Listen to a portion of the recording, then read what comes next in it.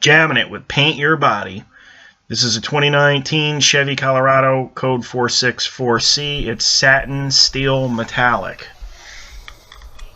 Alright, so right here I have in the spray gun, I have BC00. That's a completely transparent toner on the mixing bank.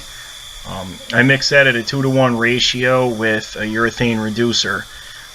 So I like to do this on metallic paint jobs. It helps with the blends. So I go ahead and I lay that down first, and then I progress on through with that, applying the base coat, and then following up with the clear coat. So I'm going to take care of this, the bedside, and then I'm going to do the hood, and we're also doing the bumper, so I'm going to do it the same exact way. So just a little bit of an idea. So there was a decent repair on the bedside, some damage. The hood was somewhat minor, and the front bumper was somewhat minor, but the primer spots were prepared with 400 grit wet, and the rest of the panel was prepared with 800 grit DA paper. The 800 grit DA paper is basically the equivalent to 1000 grit wet sandpaper, which is, it used to be very popular to use or do this procedure like that. I like to do it on the DA, and in the future I'll probably show that in a video. I like to do it like that. It's much quicker, much faster, and it just saves a ton of time to do it that way. So that's how these were prepared, before taped and wiped down and everything. So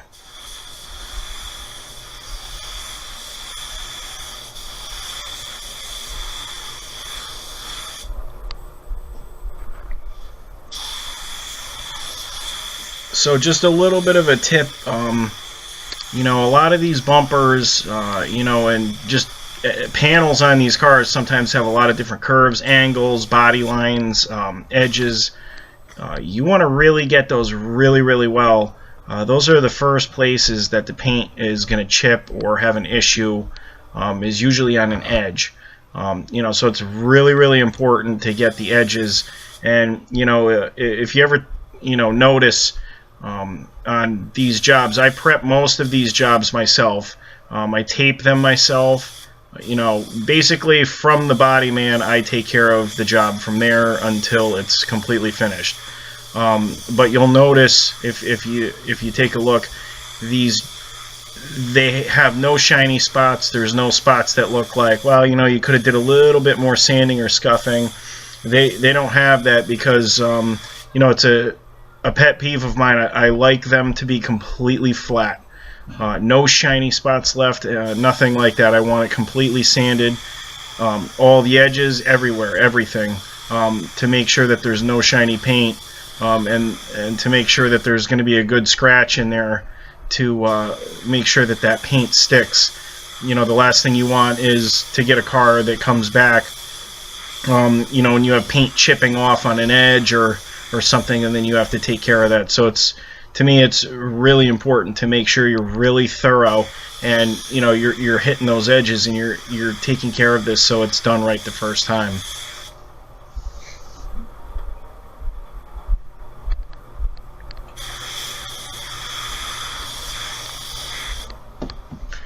Alright, so this is finishing up the first coat of base coat now. You notice I'm just spraying it on the primer area, so we want to get that primer area covered, get a little bit of coverage on there, not blending it out at all really in the first coat. It's just about getting that primer spot with a little bit of color on it. So we're going to roll into the second coat of base now, and I'm going to step it out a little bit further. And we're still looking to get coverage. You could still see that primer spot showing a little, and that's alright. It's just the first coat of base that was on there, but now we're looking to get that covered up a little bit more, but not completely, because we still have maybe 1 or 2 more coats of base after this, depending on how it looks. But you can tell now that that looks a lot more, it's covered a lot better than just how it looked in the first coat. So we're going to do that same procedure right here on the hood. Make sure I get that front edge And then I'm going to start blending it back towards the rear of the hood, a little bit further than the first time, but not too much. I'll turn around here, like angle myself a little bit differently and get that same fan pattern, spraying the base on the other edge or the other side of the hood, like I did when I started on the passenger side there. And same thing here on the bumper. We're gonna step it out a little bit further, and you're gonna notice, you could see the primer showing a little bit there. You're gonna notice that it's starting to disappear. So I'm getting the coverage, but it's not a race. I don't want to get it covered in one coat. I don't want to have any problems. Let each coat do their job, and put it on the right way to avoid having any problems.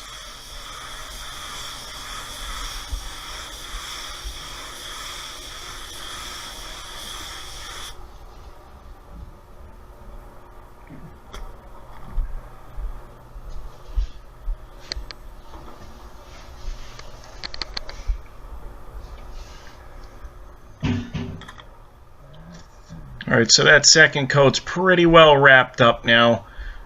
Give it a quick look over, and it looks pretty good. You can't really see the blend at all. I was able to get a really good color match for this. Give it a quick look over before we move on into doing the third coat of base. Alright, so rolling into the third coat of base here. We have pretty good coverage, but now we're going to get a little bit more coverage, and what I'm going to do is step it out even further, or blend it out even further, and this is to get my good blend to make it as undetectable as I can, and fade it in and even everything out, make it look nice. I'm going to point out, if you look at the front edge or even the back, by the tail light there or wherever, you really don't see that much base, even though I didn't have a very lot of room to blend. But you're going to notice, same thing on here, you're not going to see much base, if any at all, by the tape on the fenders or on the edges of the hood.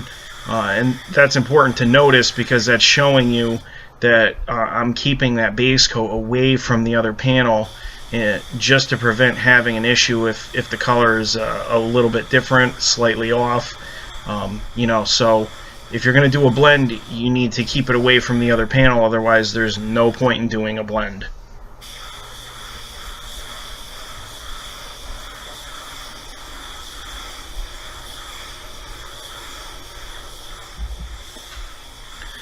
So this is pretty much wrapping up the third and final coat of base. I have the coverage that I want now. Like I said, I'm putting on this third coat and blending everything out. Same on this bumper. I'm not going all the way completely to the edge, because keep in mind, the edge of that bumper is going to butt up against the edge of the fender, so I want to try to keep that color away from there as well, which is what I'm doing. And just real quick, in between each coat of base, I do give it about 10 to 15 minutes, depending. I do tack cloth everything off, and I follow the steps that you're supposed to follow to make sure and to ensure you get a good paint job. I don't always show those steps, because it's just going to add time to the video, and to me it's more important to show you the actual spraying and the application, just to get an idea of how I do things, and to see what, see a different way that it works, or how to get a good final product the way that I'm doing it. I can throw that in there, tacking cars off, wiping them down. Maybe in the future I'll make videos on that just to show, but I do follow those steps every time, even if I don't show it. So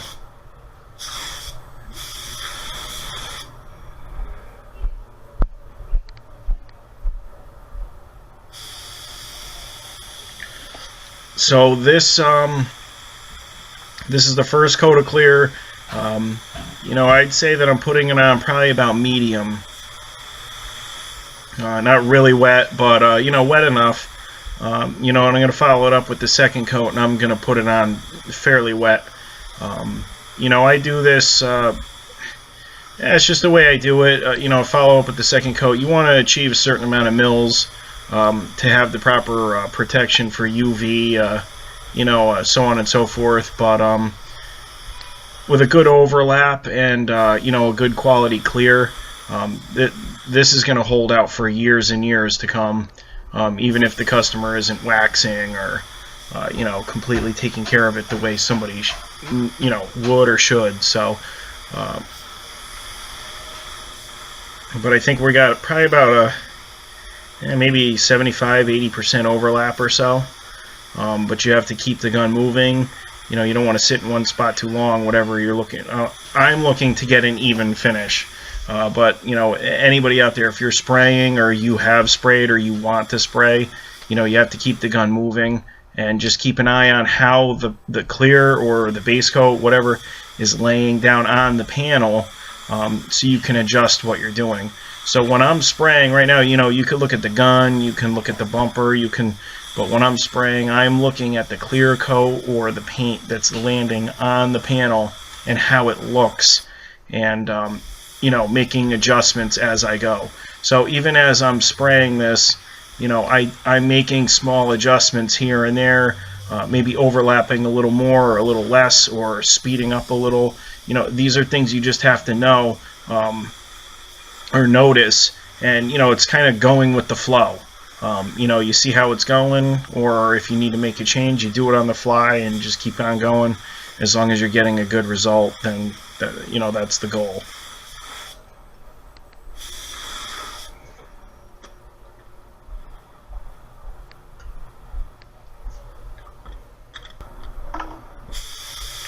So that first coat of clear, I let dry for, I usually let that sit a little bit longer than I do the base, but you know, a good rule of thumb is, you know, you touch your finger to the tape just on the outside of the panel, and if there's strings coming off from it, strings of clear, it's still too quick, too soon to re-clear or put a second or third coat, whatever. So I definitely make sure that that's not happening. Using a time with clear coat, you got to just see how it is on the actual the tape, or you know, different booths, different conditions. Maybe you're spraying in a garage, a driveway, wherever you're spraying. You know, if you just look at your watch and say, okay, it's been 10 minutes at 70 degrees, let's go. You know, you're going to want to check that, because, you know, the bottom of the panel might not have dried or cured up as quickly as the top, or, you know, there's always something. So, you know, it's important, you know, keep track of the time, but you're also going to want to physically check that before you recoat it. And this is going to help you avoid having runs. You know, you get on it too quick, you might trap solvent, this and that. You can open up a whole case of having issues or problems. So, you know, just give it a quick check, and you're going to save yourself a lot of headaches and a lot of grief.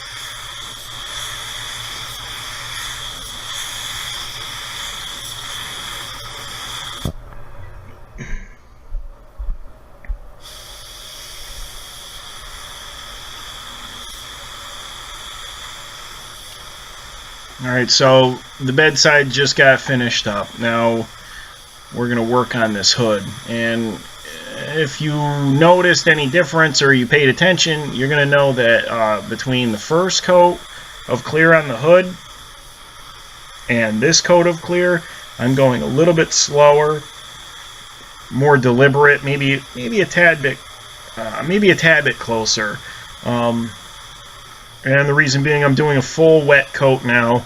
I gave that first coat plenty of time to tack up, to you know, cure up to the point where it's ready to hold this final very, very wet coat. So that's what I'm doing right here. I'm putting it on pretty wet. It's a hood. The hood on this was pretty smooth before it got prepped and whatnot, but, you know, I always like to take a look at the finish on the rest of the car and try to duplicate that and match that as well as possible. you don't want it to look like it's been painted before. The goal is to make it look like nothing ever happened. So that's what I'm trying to achieve here. And so far I'm getting a pretty smooth finish out of this. The clear is flowing out nice. The gun is spraying great. If you look at that fan pattern, it's pretty good. I'm holding it close, so it's not as wide when it gets applied to the panel as if I held it back a little bit. But this gun really puts on the clear so nicely, and very, very, very consistent. So I love this gun. This is that Techna Clear Coat gun with a 1.3. I think the TE25 air cap I'm using. And right now with this clear, I'm spraying about like 25 psi, I'd say, around there. That's the sweet spot with this clear. I've seen other videos on here on YouTube and other painters, spraying at 30, 35, 31. My advice to you, if you're interested, is you have to use the PSI that works, that puts it on the way you need to. Now, I mean, there's nothing wrong with spraying at 30, 35, 37, 31. You got to do what works. And with this clear, with this gun, and the conditions that I'm painting in with this booth, all the variables, the sweet spot for this gun, for me, is 25 PSI. And it comes out beautiful, no issues. It lays out nice and easy, nice and smooth, nice and easy for me. And it's really just it's just a matter of noticing and knowing your surroundings and the things that are affecting your paint job, or things that you have to look at. The heat, the humidity, the clear, how fast it dries. All different types of things. But once you're aware, it's pretty simple to do. But don't Paint Your Body uses 25 psi. I'm going to use 25 psi. You got to use what works for you, and you do that by trial and error, and that's the best way to go. But so all right, so wrapped up the second and final coat of clear on this. Give it a quick look over. Approve, disapprove. I'm going to approve. Looks good. Looks good.